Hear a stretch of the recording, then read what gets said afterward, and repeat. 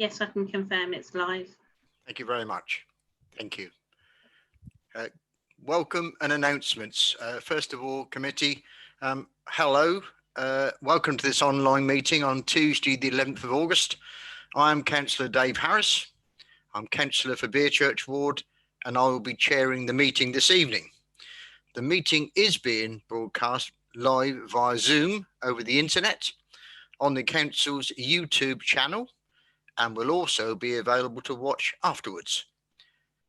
To begin with, there are a few matters of housekeeping. With the exception of the Democratic Services Officer advising us, would participants all please mute their microphones unless they are invited to speak. I will ask for each item of business to be presented and then ask each member of the panel in turn if they wish to ask a question or comment. At the end of each item of business, I'll ask each panel member in turn to confirm audibly how they wish to vote. We may have a break at 7:30, subject to the progress of business. The first thing I'd like to do, having said that, is to ask each participant in turn to confirm their name and that they understand the procedures for the meeting. And if the Democratic Services Officer call out the participant's name and wait for them to speak, please, and then move on to the next participant. Okay, yeah, we'll do this in alphabetical order, members. Councillor Barton? Yeah, Councillor Lynn Barton, Shrub End Ward, yes, understood. Councillor Buston? Councillor Roger Buston, Prettygate Ward, yes, thank you, understood. Councillor Chua? Hello, Councillor Helen Chua, St Anne's and St John's Ward, yes, understood, thank you. Councillor Elliott? John Elliott, Tiptree Ward, yes, do understand it, I think. Boss. Councillor Harris? Yes, of course. Thank you very much, Matthew. Councillor Hogg? Councillor Mike Hogg, St Anne's and St John's, okay with the system. Thank you very much. Councillor McLean? Councillor Jackie McLean, Markstone Lair Ward, subbing for Patricia Moore. Thank you. Councillor Oxford? Yeah. Councillor Beverley Oxford Highwards Ward, all understood, thank you. Councillor Wood? Councillor Barbara Wood, Tiptree Ward, understood. Thank you. And Councillor Young? Councillor Tim Young, Labour Councillor for Greenstead Ward, all fully understood, thank you. Thank you very much for that, Matthew. Item 2 on the agenda, members, is substitutions.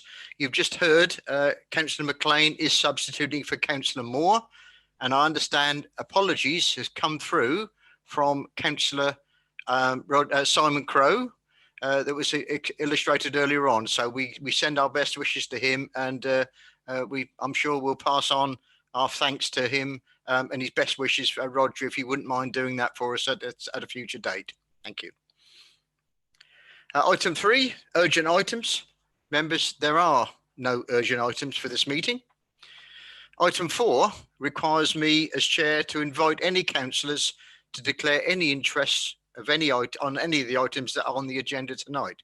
And councillors should publicly announce the item number, whether the interest is disclosable pecuniary or other pecuniary or non-pecuniary, and the nature of the interest, please. Are there any members who wish to make such a declaration? I'm seeing no indications. Thank you. Item 5, members, which is invite you as committee to confirm as a correct record the minutes of the meeting held on the 10th of June 2020. And if I can ask each member in turn to agree the minutes of the previous meeting, and if I don't know if you want to do this by show of hands, Matthew. It's entirely up to you, Chair. I'm happy to take a name vote for the minutes, but if members are happy that and they could indicate they were, that'd be acceptable. Members?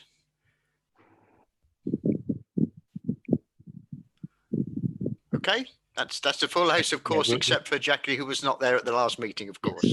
Thank you very much. Thank you, members. Item 6 is on the agenda, which is have your say. There are no speakers that I've been given notice that they wish to speak at this meeting. Item 7 This is the CCTV in licensed vehicles policy consultation update. And I would like to invite at this stage to Sarah White to present the report, please. Thank you, Chairman. As you can see, it's a very brief report, just giving members an update on where we are with this and the intention to bring it back to the committee at its meeting on the 30th of September.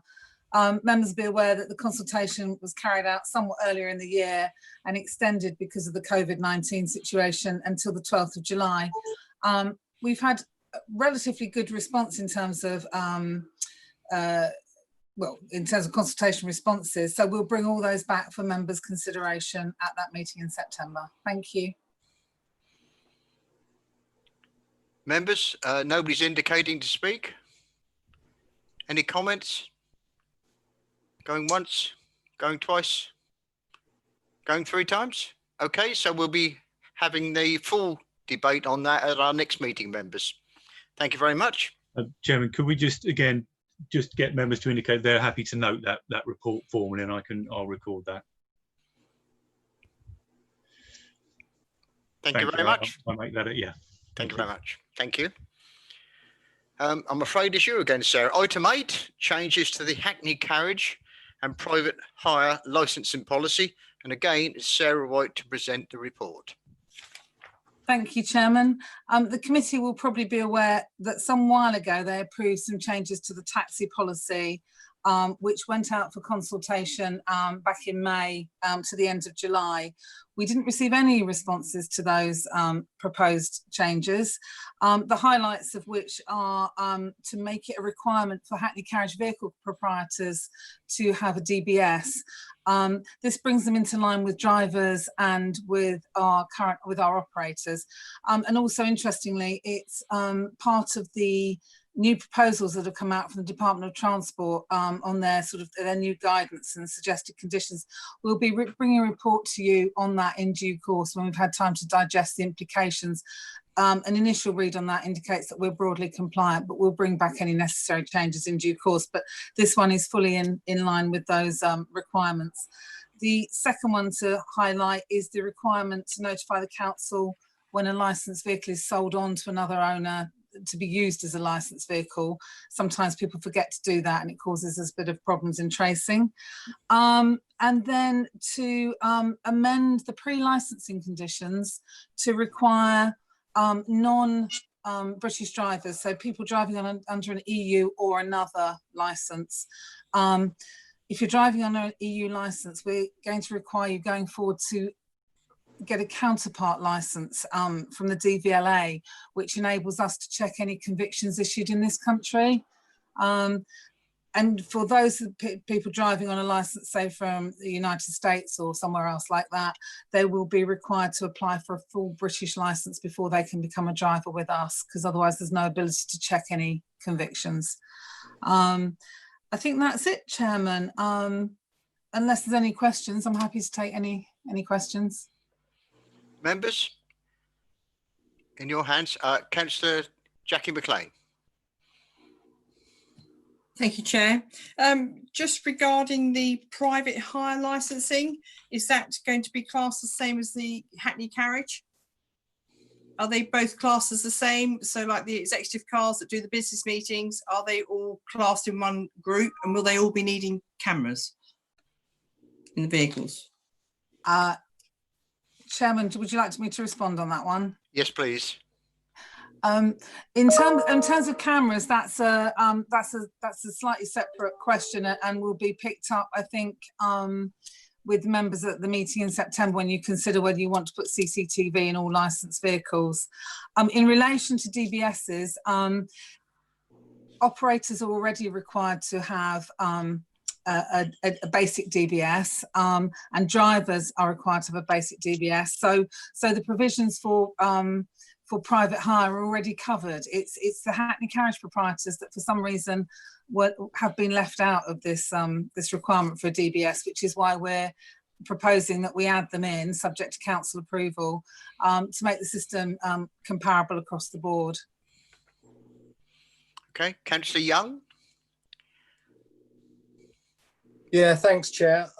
I was just wondering, as we heard about the EU licence holders in this country, how will it work for UK taxi drivers wanting to drive in the EU?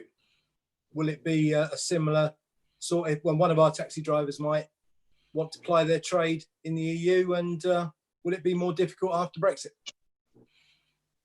Good question. Thank you. It is a good question. It's not one I have an answer for, but we can have a look at that and come back to you, Councillor Young, outside of this meeting, if you like, because it's not something obviously that we've had to consider, and I actually don't know the answer to that question, I'm afraid, but we can have a look at it. Thank you. Would you just, Dave? Sorry. Yeah, just Dave, that one of our taxi drivers might want to know, and it would be of interest to me as well, actually. Yeah. And if possible, could all members be copied in the reply, please, Sarah? That'd be fine. Yes, no problem. Yeah, we'll come back to you. It might take us some digging, but we'll come back and see what we can find. Thank you. Thank you. Good thought-provoking question there. Thank you. Any other members who wish to speak or comment? Councillor Mike Hogg. Yes, Chairman. I wasn't particularly clear from what Sarah said, that if you're driving on an American licence, do you have a period of grace before you have to give that up and you must have a UK licence? Is there a period of grace there? So, Councillor Hogg, do you mean in relation to as a normal driver or as a taxi driver? As a normal driver. I think there is a period of grace. Off the top of my head, I can't remember what it is, but there is a period of grace. But for us, obviously, for Colchester Borough Council drivers, the committee can set whatever terms it likes. And the suggestion is that we make it a pre-licensing condition, simply because we can't check on those licenses whether there are any driving convictions. On a counterpart EU licence or counterpart British licence to an EU licence, we can check because it's sort of like a ghost record, and they record any driving convictions in this country on that ghost side of it. But there's no comparable system for American or I don't know, Iraqi licences, which is why we're suggesting that the committee goes for the pre-licensing requirement that they have a full British licence, so that we can check whether any speeding convictions or non-insurance convictions and the like. Yes, thank you. Fully support that. Thank you. Thank you, Councillor Hogg. So really, in a nutshell, that bit there is about being easier for us to check the convictions or non-convictions that people have got easier. So I think that's a sensible thing. Any other comments, please, on this item before we move to a vote? I'm seeing no okay, Councillor Buston. Thank you very much indeed, Chair. I think we're just required to note this. I don't think we're required to vote on it. If I'm correct on that, please correct me if I'm wrong, Sarah. If I may, this is the item that we will have to take a name vote on, because committee will be recommending policy amendments to full council. So for this one, we will have to do the name vote, I'm afraid. Okay, thank you very much. Not a problem. Yes, I was about to say the recommendation on the minute there is on the report says that we should have a vote on that. So could we ask our Democratic Service Officer Matthew to go through our names in alphabetical order and see our votes, please? Certainly. Thank you, Chair. So we would be voting on this item then. Councillor Barton, please.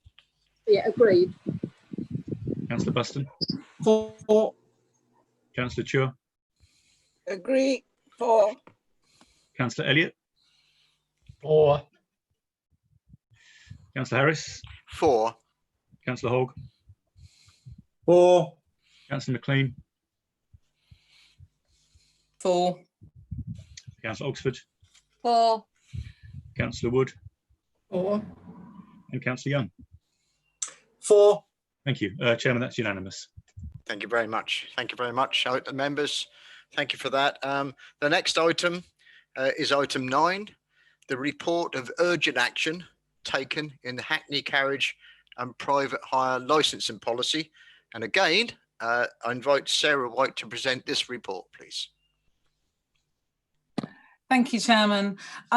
This report comes to you as a result of our urgent action having been taken to get our taxi licensing back up and running following the close down for the COVID-19 issues that we had. So we extended various licenses, both plate and driver licenses, and in order to get them back up and running, we needed to carry out all the checks not face to face, which currently is required in the policy. So we currently state that we'll have drivers in for interview, that they'll produce paperwork at Ryan House. Clearly that wasn't possible to do. So we needed to make some urgent changes to the policy to ensure that we could carry out those checks remotely. So the chairman of scrutiny received a report and the action was taken. And I think it appears to all be running very well remotely at the moment. We do still have new drivers to sort out and a few other issues, but it's all proceeding very well, actually. So I hope members will be happy to note the action taken. Thank you very much. Thank you very much, Sarah. As you hear there, the chairman of the scrutiny panel was on side with this. Any members who wish to have a comment or say on this? No? Okay, thank you very much. I think that's for noted. Can we indicate if you wish to be a supporter note of that note being noted? Thank you very much. Thank you. My next item is the item 10, which is the licensing committee work programme for 2020-21, and invite Matthew Evans to present the report, please. Thank you, Chair. So this work programme has remained unchanged apart from changes that were made to this evening's schedule of business to take account of some of the urgent items that you've had tonight, and the changes that have been made then to the September agenda, which will be bringing back a more detailed look at the CCTV responses to that consultation and policy review for the Licensing Act 2003 policy, which I understand will be a light touch report to get the policy implemented by January. So other than those changes, members are happy to note the contents of the work programme, that we can get that set down. Members, I'm seeing no notification. Does anybody want to have a comment on that? All noted? Great, thank you. Thank you very much. Thank you. I think that's the end of the items on the agenda. Thank you very much, committee. We're going to sign off now. And I think Matthew will give you an invite into a coaching briefing after this, just for a few minutes, if that's okay. Can we stop the audio now, please? Thank you, Chairman.